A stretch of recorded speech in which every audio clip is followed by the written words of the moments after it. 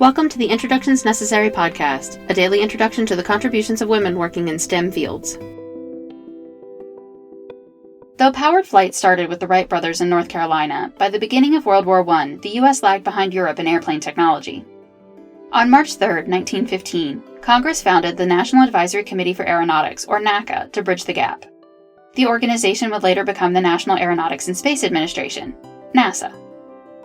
Initially, NACA was tasked with coordinating efforts that were already underway across the nation. However, its mission and workforce soon grew to cover a greater role in aeronautics research in the U.S.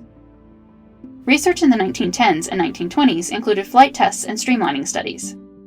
NACA began to hit its stride in the 1930s when the threat of a new world war forced rapid development and testing of new aircraft.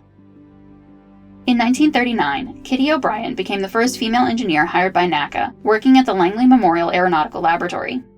She was an electrical engineer who had just become the first woman to complete her degree in electrical engineering from the University of Virginia, after having successfully sued just for admittance to the all-male engineering school. In and after World War II, while women all over the world were rolling up their sleeves and entering formerly male-dominated roles, O'Brien helped to reshape Langley. She managed several wind tunnels, including supersonic wind tunnels, which are critical for testing new aircraft design on the ground before it goes into flight. These wind tunnels helped to rapidly advance aeronautics for military and commercial applications, and eventually even helped evolve the space shuttle. She was influential in the creation of aircraft design standards that were used for many years. She worked for NACA and later NASA for several decades, rising to be a branch head before retiring.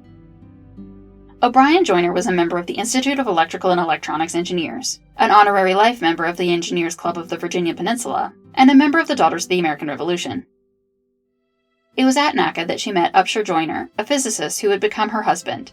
They had 2 children together, and after retirement made their home in Virginia before dying just 3 months apart in 1993. Introductions Necessary is a production of 9 Hour Films. Our music was composed by Kristen Baum. Please visit our website, introductionsnecessary.com, to listen to previous episodes and learn more about the women featured in this program. We would love for you to introduce yourself to us on Patreon. You'll get the latest updates and find out how to support the podcast on patreon.com/9hourfilms. Thank you for listening.